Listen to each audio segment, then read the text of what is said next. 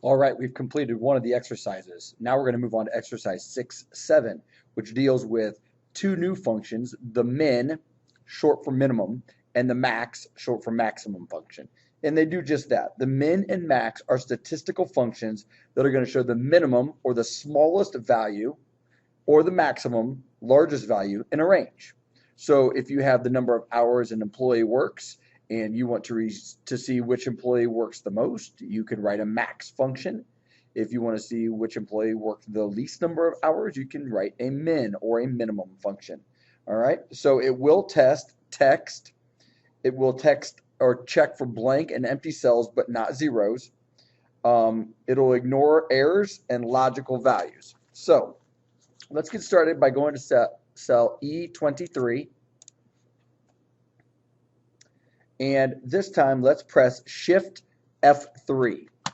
So this is the same thing as clicking the F of X button that we did in the prior exercise, and it opens up the Insert Function dialog box.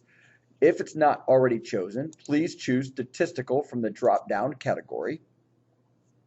And this time, locate max. A little shortcut for you, if you type in the letter M, it will jump down to the max. There are usually a handful of functions available in each category. And again, we should read, returns the largest value in a set of values and ignores logical values in text. So it's going to ignore words and only looking for values. All right, that's important to understand. Go ahead and click OK. And the first thing it does again is ask for the range. So we're going to select the range of D7 through D14, the hours of downtime that our shops are unavailable to serve ice cream. And then from here, all we have to do is click OK. And it shows us that the maximum value in that range is 3.25, which we see belongs to San Francisco in row 14. Let's go ahead and find out the minimum.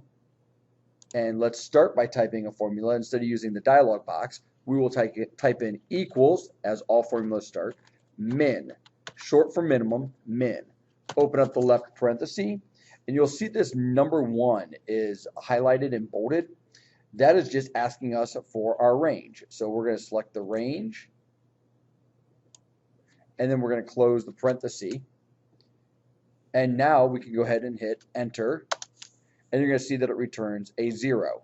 We have multiple shops that have 0. We have Olympia in row 13, and we have Eugene in row 9, both with 0 downtime hours. Let's go ahead and delete the contents of D9 by just deleting the 0 and deleting the 0 in 13, row 13.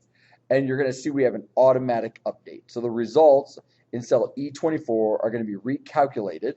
And some of the cells may show the green triangles representing that the formula refers to an empty cell. Well, we indeed have some empty cells now, but that's okay. We can go ahead and ignore that.